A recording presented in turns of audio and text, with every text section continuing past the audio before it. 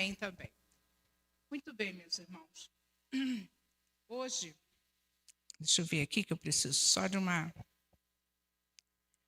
Eu vou ler um texto e eu não vou pregar.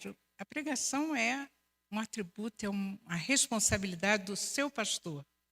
Mas eu vou só compartilhar, tá bom assim? Isaías 60, versículo 1. Era para eu fazer só uma saudação, viu, pastor? Que eu entendi que seria apenas uma saudação. Então, Isaías 60, versículo 1. Eu acho que a igreja conhece esse versículo muito bem. Então, enquanto os irmãos acham Isaías e acham o 60 e o versículo 1, eu vou orar. Amantíssimo Deus, eterno Pai, aqui estamos nós diante de Ti. Faz a Tua vontade, Senhor Deus, em nós. Que esta pequena palavra, Senhor Deus, possa falar muito aos nossos corações. Oramos em nome de Jesus. Amém. Muito bem, esse versículo diz assim, a igreja pode ler junto, se tiver a minha tradução, senão vai ficar meio atrapalhado, mas pode ler. Diz, põe-te, resplandece, porque vem a tua luz, e a glória do Senhor nasce sobre ti. Bonito, não é? Hoje nós vimos aqui uma assembleia. E o pastor disse uma coisa, eu confesso que eu estou ansioso. E um monte de gente na igreja pode ter dito, o quê? Não andeis ansiosos por coisa alguma. Ele tem orado, a igreja tem orado.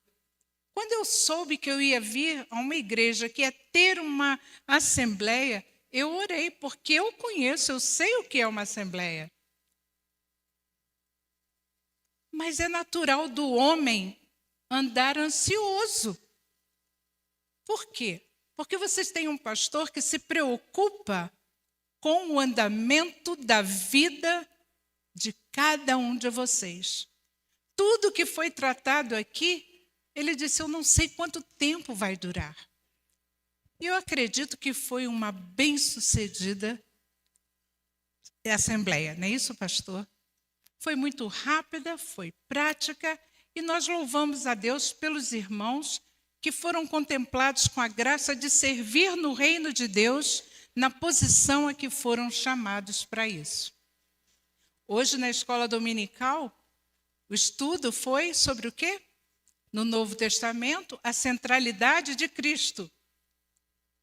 E eu entendi, e até me ousei a falar na escola dominical, uma lição missiológica, um desafio missiológico. Porque quando você conhece a Cristo, quando Cristo entra na sua vida, você não tem outra coisa a não ser anunciar a Cristo. Quando você toma um bom remédio que você necessita, que é recomendado pelo médico, e quando ele faz efeito, como é que você se sente? Aquele remédio entra e começa a produzir algo bom dentro de você. E aí a natureza você começa a sorrir de novo, você não tem aquela dor, não tem aquela indisposição, e você ainda quer passar a receita, mesmo sem ser médico. Você quer passar aquela receita para alguém. Isso acontece aqui em Vitória da Conquista? Nós queremos ver o outro bem como nós estamos bem. Mas esse desafio de hoje, da escola dominical, você tomou o melhor remédio da sua vida, que foi a salvação em Cristo Jesus. E esse remédio está atuando em você, do alto da cabeça à planta dos pés. E se esse remédio maravilhoso, que é a salvação, que transforma, que cura, que liberta, que traz a verdade, que traz tudo maravilhoso, as misericórdias dele que penetram em você e mexe lá no fundo e te dá alegria, te faz sorrir. Porque salvação é isso. Você não pode ter algo tão bom dentro de você e ficar carrancudo.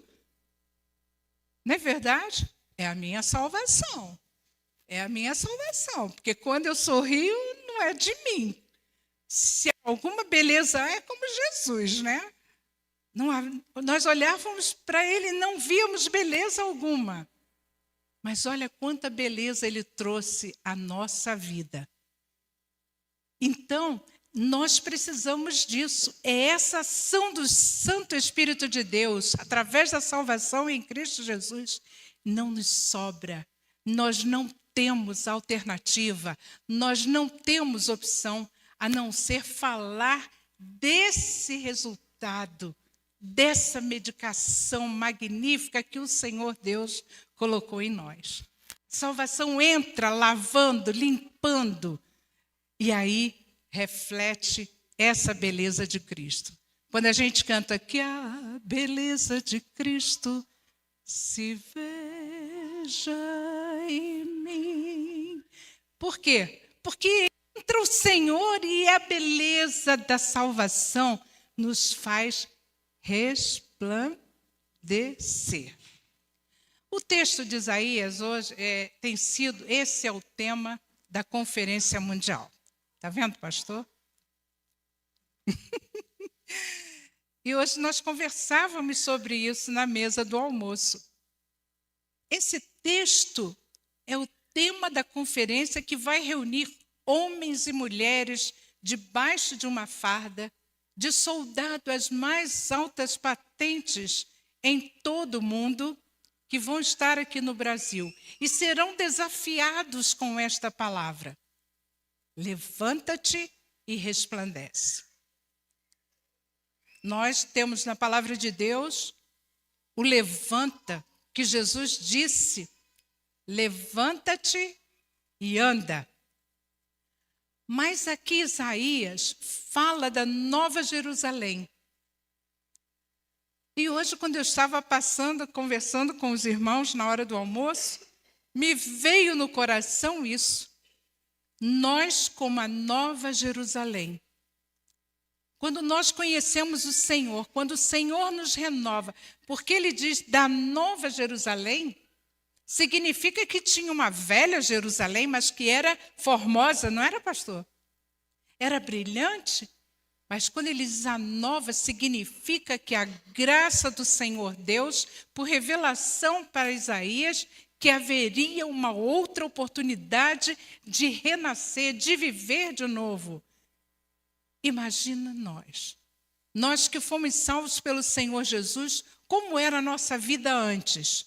Mas muitos de nós, muitas das vezes, nós recebemos a salvação, frequentamos a igreja, cantamos no louvor, tocamos lindamente. Eu vi um jovem ali, lindo na bateria, nos instrumentos lá, ou de percussão. Nós podemos fazer isso tudo, dar aula na escola dominical, mas um dia aquilo arrefece às vezes. Nós caímos, nós diminuímos aquele vigor.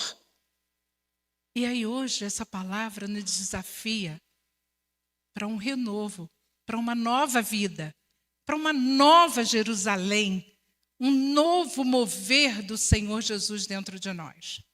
E aí quando ele diz, dispõe-te e resplandece, está dizendo que, falando da antiga Jerusalém, havia uma luz, mas ele chama a atenção para levanta-te e resplandece. Vai resplandecer o que já havia. O que já havia. Então, lembra da sua luz quando você encontrou o primeiro amor em Jesus Cristo. Será que está a mesma coisa? Será que nós estamos resplandecendo? Será que essa luz está brilhando? Será que quando alguém olha para nós e vê o brilho da salvação, a alegria da salvação? Será que quando alguém, vocês já viram quando alguém chega para você e diz assim, você tem um brilho? E quando eu olho para você, eu vejo um brilho nos seus olhos. Quando foi a última vez que você ouviu isso? E não é da maquiagem, não é do colírio novo, não é do tratamento de beleza. É algo que vem de dentro, que pode ser feio como imagina, mas que vai brilhar à luz de Cristo.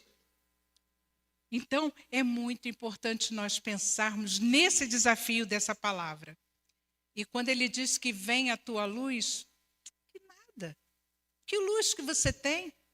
Se você não tiver o Senhor Jesus dentro da sua vida, você é apagado, você não tem nada.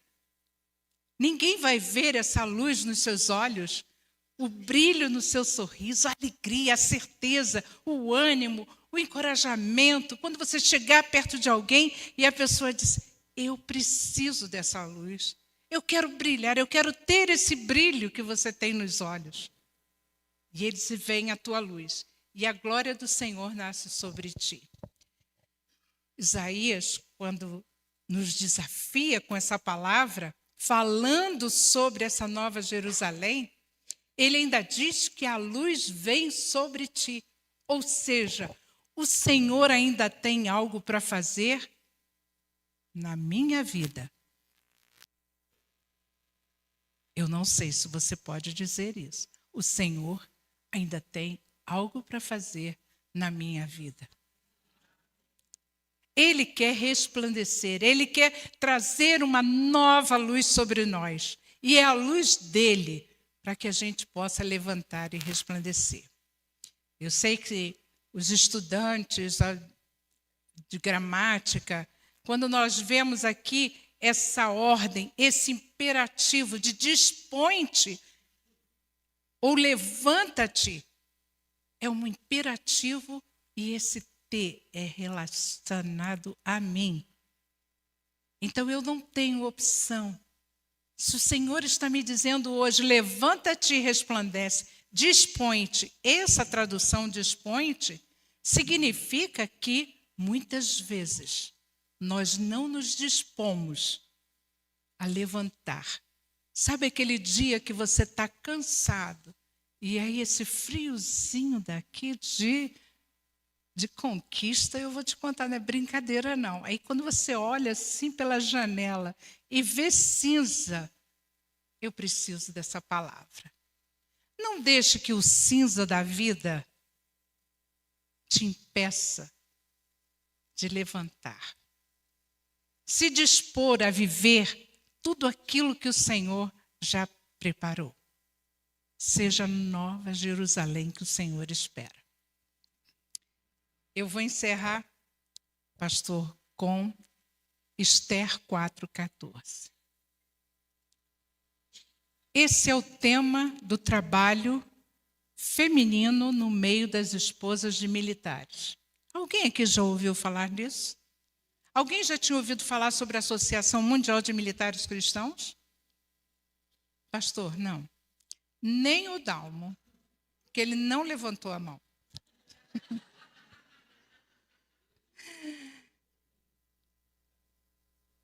Então, eu estou trazendo algo novo, né, pastor?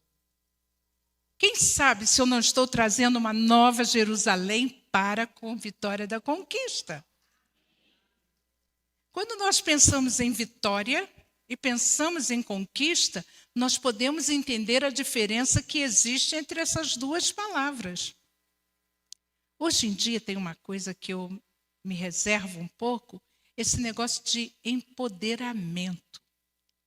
Quando a gente conhece o Senhor Jesus, o único poder que existe é o poder do Senhor Jesus na nossa vida. E quanto mais poder do Senhor Jesus que Ele liberar na nossa vida, menor nós ficamos. Não é, pastor? Quanto mais a gente sente a responsabilidade, o amor de Deus, a misericórdia de Deus, a fidelidade de Deus, a certeza dEle, mais nós diminuímos, porque nós nos sentimos incapazes de passar isso para os outros. Da maneira e da grandeza que é esta mensagem, a grandeza que é deste poder. E quando a palavra nos diz que ele cresça e eu diminua, então, quanto mais poder vem do Senhor, mais nós reconhecemos o quanto somos pequenos. Muito bem, eu estava falando de mulher, as esposas de militares. Normalmente, elas nem são muito citadas. Então, por isso, principalmente das Forças Armadas, os militares saem em missão. Passam, às vezes, muito tempo longe do lar. E elas ficam em casa. Elas têm que cuidar da família. Desculpa. Elas têm que cuidar da família, do carro, do encanamento e de todas as situações, sem contar com o seu parceiro.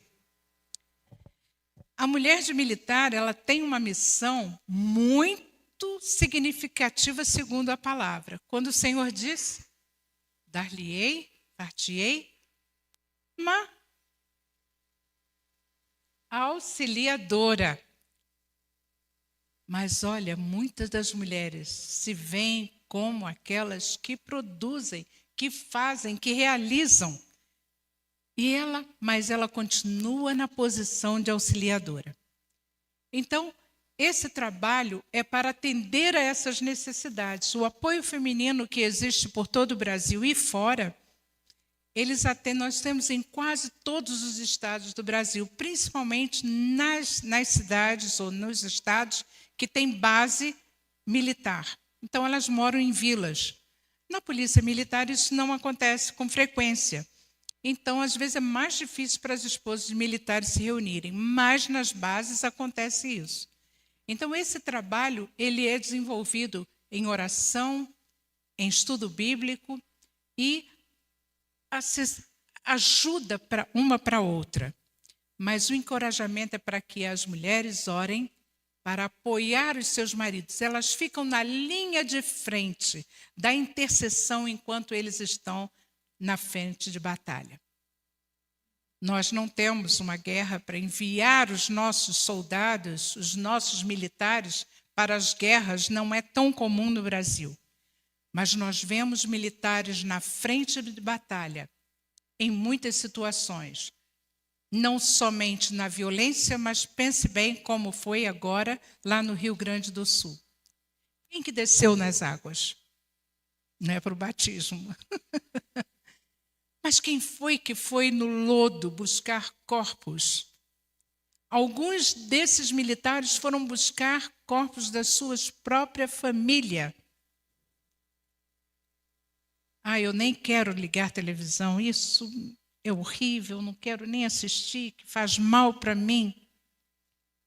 Tá bom, se você não quer ver a televisão, só quando você fechar a tua porta, orar, ler a palavra, lembre dessas vidas. Eles estão lá fazendo o que nós não estamos. Então, as mulheres precisam. E o tema desse trabalho é Esther 4,14. Alguém sabe de cor? Quem sabe, se não foi para um tempo como este, que chegaste a este reino? E assim, quando a esposa de militar está ali naquela vila, está ali naquela cidade, muitas delas não querem deixar a sua família, mãe, pai, família, igreja, faculdade, profissão, seu consultório, seu gabinete para acompanhar o marido. Mas ela se apaixonou por um cadete muito bonitinho, lindo, magrinho, com aquela farda linda. Foi na formatura e ela se apaixonou por aquilo. Depois vem o ônus disso, acompanhar uma carreira tão exigente. Então, elas precisam de aconchego. Elas chegam na cidade, nós temos que ser a mãe, nós temos que ser a avó, nós temos que juntar-nos com ela para orar, para ajudá-las a vencer cada uma daquelas coisas.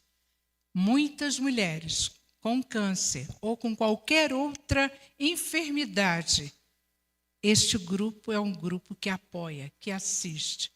Então, por favor, lembrem de orar também pelas esposas dos militares. Quem sabe, se não foi para este tempo, que vocês vieram hoje à Assembleia? O pastor estava preocupado com o coro. E foi feito muito apelo na escola dominical. Venham, não deixem de vir, porque vai ser importante. E toda tomada de decisão vocês têm o privilégio de fazer parte, como o pastor disse. Não é uma definição, uma atitude, uma determinação do seu pastor. Você tem a oportunidade de administrar todas as coisas da casa do Senhor.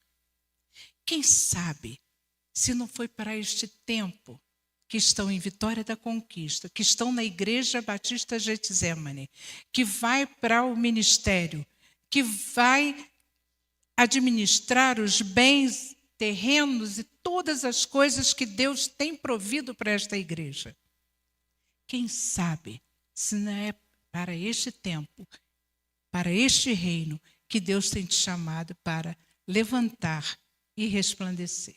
Que o Senhor nos abençoe. Amém.